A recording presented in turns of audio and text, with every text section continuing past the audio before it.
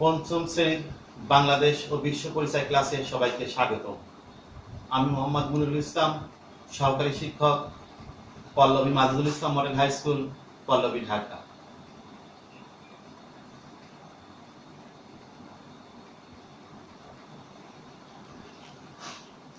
অধ্যায় 7, মানবাধিকার। শিক্ষার্থী বন্ধুরা, তোমরা পাঠ্য বইয়ের 56 পৃষ্ঠা থেকে লক্ষ্য করো। আমাদের আজকের পাঠ সকলের অধিকার।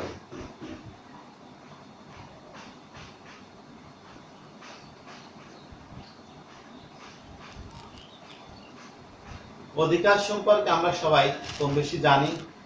তারপরে আজকে আমরা পাঠ্য বইয়ের আলোকে আমরা সুন্দরভাবে আরো জানব। জাতীয় সংঘ 1948 সালের 10 ডিসেম্বর মানুষের অধিকারকে স্বীকৃতি দিয়ে অনুমোদন করেছে মানবাধিকার সর্বজনীন ঘোষণাপত্র। অর্থাৎ তোমরা সবাই জাতীয় সংঘের নাম শুনেছ। অর্থাৎ যে জাতীয় সংঘ বিশ্বের সবগুলো রাষ্ট্রকে নিয়ে অর্থাৎ বিশ্বের শান্তি প্রতিষ্ঠার জন্য 1945 সালে প্রতিষ্ঠিত হয়েছে জাতীয় সংঘ। জাতীয় সংঘে বিভিন্ন ধরনের রাষ্ট্রের বিভিন্ন ধরনের সমস্যার সমাধানে অগ্রণী ভূমিকা পালন করে। এই ঘোষণাপত্র অনুযায়ী জাতি, ধর্ম, বয়স, নারী, পুরুষ, আর্থিক ভেদাভেদ, বিশ্বের সব দেশের সকল মানুষের এই অধিকারগুলো আছে। অর্থাৎ জাতীয় সংঘ যে মানবাধিকার সর্বজনীন ঘোষণাপত্র দিয়েছে, এখানে ঘোষণাপত্র অনুযায়ী জাতি অর্থাৎ আমরা বিভিন্ন জাতি আছি, মুসলমান জাতি, হিন্দু জাতি, বৌদ্ধ জাতি। এখানে জাতির কথা আসছে ধর্ম এবং বিভিন্ন ধর্মের মানুষ আমরা আছি। হিন্দু ধর্ম, বৌদ্ধ ধর্ম, খ্রিস্টান ধর্ম, নারী, পুরুষ, আর্থিক ব্যবস্থা ভেদে বিশ্বের সব দেশের সকল মানুষের এই অধিকারগুলো আছে। সকল সুযোগ সুবিধা পাওয়ার অধিকার হচ্ছে মানবাধিকার। তোমাদের পরীক্ষায় যদি আসে মানবাধিকার কি, তাহলে অবশ্যই তোমরা লিখতে পারবে সকল সুযোগ সুবিধা পাওয়ার অধিকারগুলোই হচ্ছে মানবাধিকার। তাহলে আমরা মানবাধিকার কি তা জানলাম। মানবাধিকার বলছি আমরা কি, সকল সুযোগ সুবিধা পাওয়ার অধিকারগুলোই হচ্ছে মানবাধিকার। অর্থাৎ একটা শিশু যখন বেড়ে ওঠে, একটা শিশু জন্মের পর থেকে তার অধিকার শুরু হয় এবং এই অধিকারগুলো অর্থাৎ মানুষের যে অধিকারগুলো, সেই অধিকারগুলি হচ্ছে তার মানবাধিকার। তো শিক্ষার্থী বন্ধুরা, আমরা পাঠের দিকে আরেকটু অগ্রসর হই।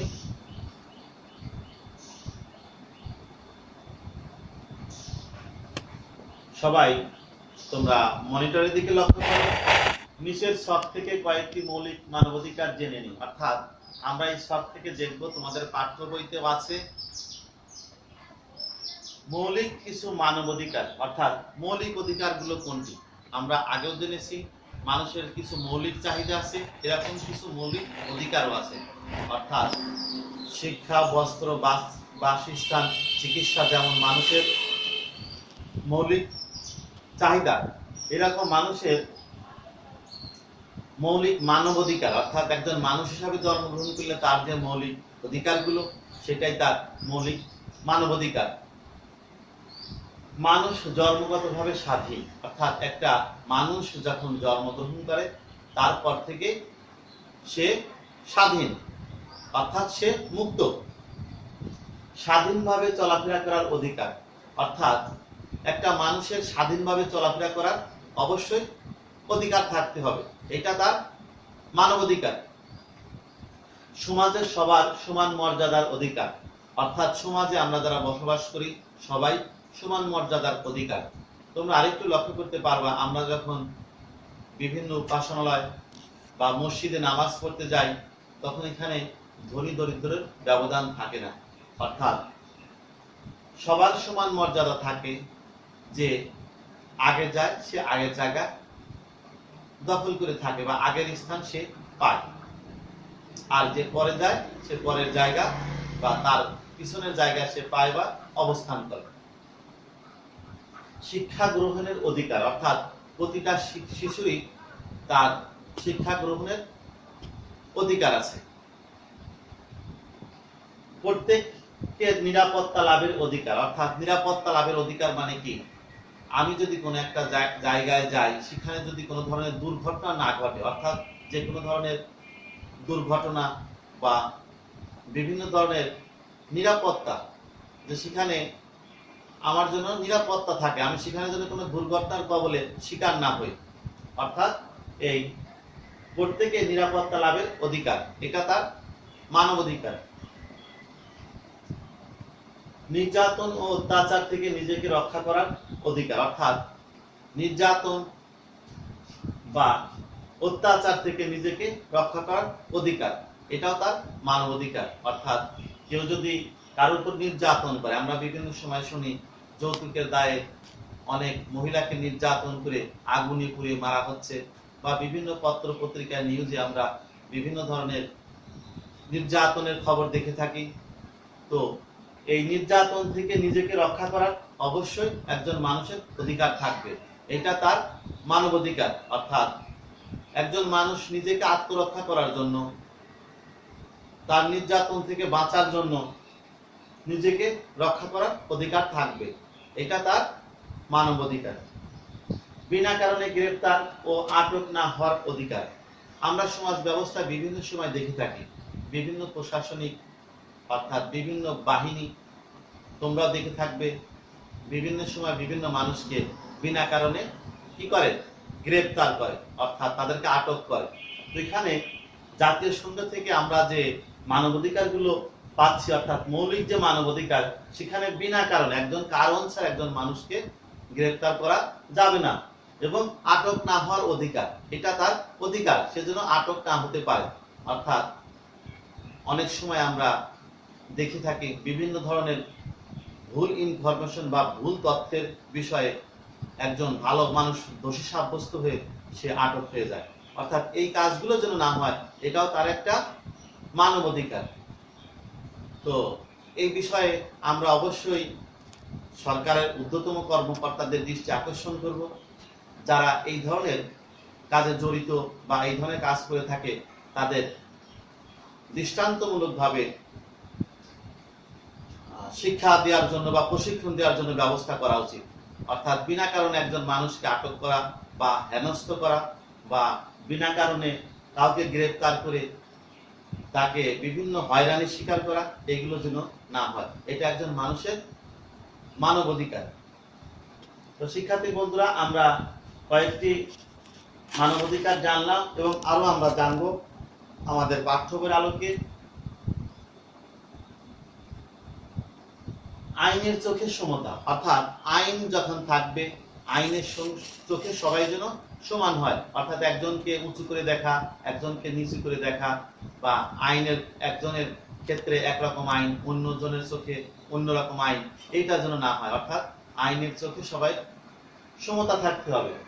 সবার ন্যায্য মজুরি পাওয়ার অধিকার, অর্থাৎ শ্রমিক যখন কাজ করে অবশ্যই তার ন্যায্য মজুরি পাওয়ার অধিকার থাকবে।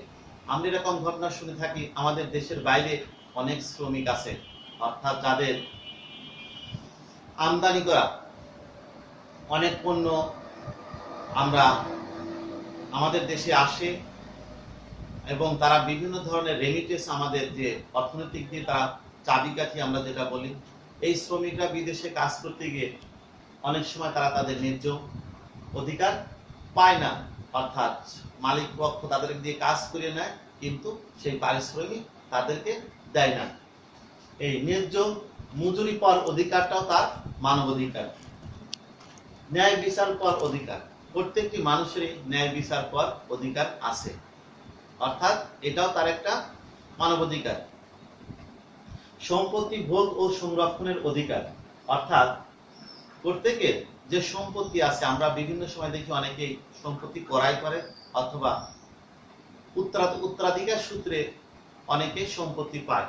এই সম্পত্তিগুলো ভোগ ও সংরক্ষণ করার একজন মানুষের অধিকার, এটাও তার একটা মানবাধিকার। নিজ নিজ ধর্ম পালনের অধিকার, অর্থাৎ আমাদের দেশ বাংলাদেশ, আমাদের দেশে এখানে বিভিন্ন ধর্মের মানুষ বসবাস করে। এখানে হিন্দু, বৌদ্ধ, খ্রিস্টান, মুসলমান আরো অন্যান্য ধর্মের মানুষও বাস করে। তো সেক্ষেত্রে নিজ নিজ ধর্ম পালনের অধিকার, অর্থাৎ প্রত্যেকটি মানুষের মানব অধিকার, সে যে ধর্মেরই হোক না কেন তার ধর্ম সে অবশ্যই পালন করতে পারবে। নিজের চিন্তা ও মত প্রকাশের অধিকার। তোমরা সবাই খেয়াল করে দেখবা, পরিবার অর্থাৎ ছোট থেকে যদি আমরা হিসাব করি, পরিবারের প্রত্যেকেই মত প্রকাশ করতে তোমরা অবশ্যই পারবা। কারণ পরিবারের যে কোনো কাজের ক্ষেত্রে যদি কেউ একটি ভুল সিদ্ধান্ত নেয়, সেক্ষেত্রে আমরা সেই মত প্রকাশ করতে পারি। অর্থাৎ আমাদের পরিবারে যারা কর্তা থাকে, যারা পরিবার পরিচালনা করে, তাদের কাছে আমরা অবশ্যই মত প্রকাশ করতে পারি। সেখানে পরিবারের ভালো মন্দ অবশ্যই আমরা বলতে পারবো। এই নিজের চিন্তা এবং মত প্রকাশের অধিকারটা একটি মানব অধিকার। অর্থাৎ একজন শিশু থেকে শুরু করে যে কোনো মানুষই তার স্বাধীন মত সে অবশ্যই প্রকাশ করতে পারবে, এবং সে চিন্তা, তার নিজের একটা চিন্তা ধ্যান ধারণা আছে, সেটাও সে প্রকাশ করতে পারবে। এটা তার মানব অধিকার। নারী পুরুষ সমান অধিকার। অর্থাৎ আমাদের সমাজে অনেক সময় আমরা নারীদেরকে বিভিন্নভাবে হেনস্থ বা হেন চোখে দেখি। কারণ অধিকাংশ সময় আমরা বিভিন্ন পত্র পত্রিকায় আমরা দেখি যে নারী নির্যাতনের ঘটনাগুলো, ওইভাবে পুরুষ কিন্তু নির্যাতিত হচ্ছে না। অর্থাৎ নারী পুরুষের সমান অধিকার, এটাও তার একটি মানব অধিকার। তো শিক্ষার্থী বন্ধুরা, আমরা আমাদের পাঠ্য বইয়ের আলোকে অনেকগুলো অধিকার আমরা দেখলাম।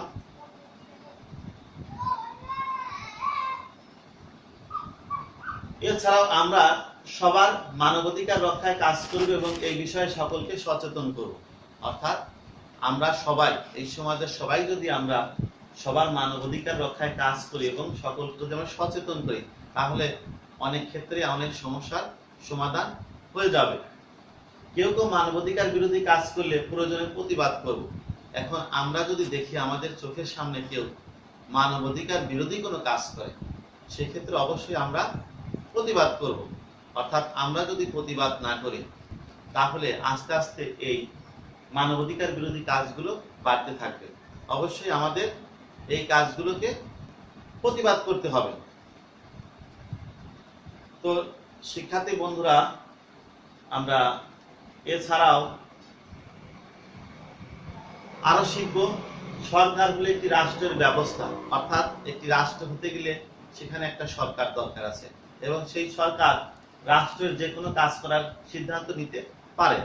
এখানে গণতান্ত্রিক সরকার, আমাদের বাংলাদেশের নির্বাচিত গণতান্ত্রিক সরকার, সরকার যে কোনো সময় এই রাষ্ট্রের যে কোনো কাজে, অর্থাৎ রাষ্ট্রের বৃহৎ স্বার্থে সে যে কোনো সিদ্ধান্তই নিতে পারে। আর সমাজ হচ্ছে মানুষ সমাজবদ্ধ হয়ে বসবাস করে, একে অন্যের প্রয়োজনে এগিয়ে আসে। অর্থাৎ সমাজে আমরা বিভিন্ন কার্যক্রম করি, বিভিন্ন ধরনের মানুষের সহযোগিতার হাত আমরা বাড়িয়ে দিই। সমাজ ব্যবস্থায় একে অন্যের আমরা সহযোগিতা করি, অর্থাৎ আমরা সমাজে একসঙ্গে মিলেমিশে বাস করি। এটা প্রাচীন কাল থেকে মানুষ দলবদ্ধ হয়ে বাস করে আসছে, এবং সেখান থেকে আস্তে আস্তে সমাজে সৃষ্টি হয়েছে। অর্থাৎ সমাজবদ্ধ মানুষ একসঙ্গে থাকলে অনেক শক্তিশালী হয়।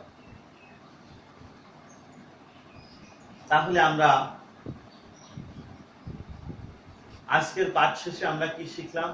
জাতীয় সংঘ কি। অর্থাৎ জাতীয় সংঘ এমন একটি সংঘ যে বিশ্ব শান্তির জন্য তারা কাজ করে।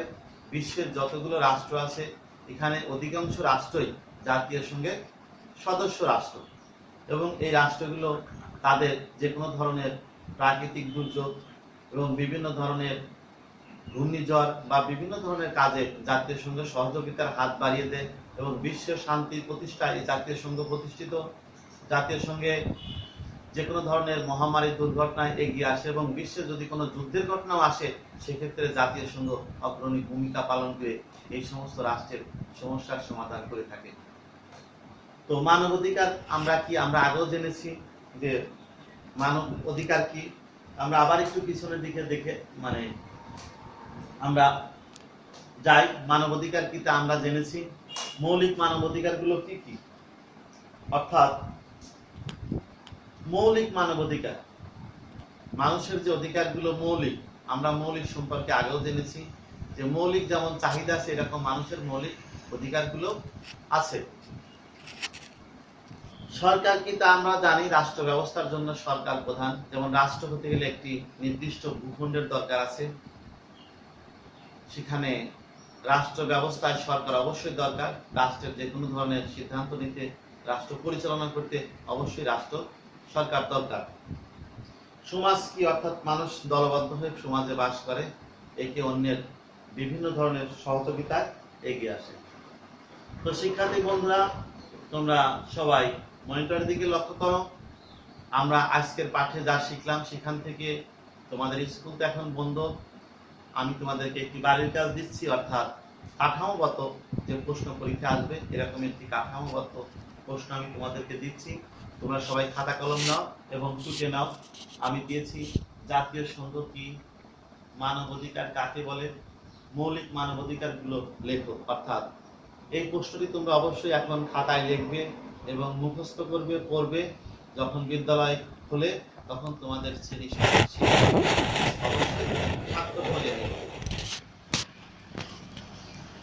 তো শিক্ষার্থী বন্ধুরা, তোমরা খাতা নিয়ে প্রশ্নটা তুলে নাও আর বাড়িতে অবশ্যই তোমরা মনোযোগ সহকারে লেখাপড়া করবে। আমরা পরবর্তী দিকে যাচ্ছি। তো আমাদের আজকের ক্লাস এখানেই শেষ করছি। সবাইকে ধন্যবাদ। আমরা ঘরে থাকি, সুস্থ থাকি।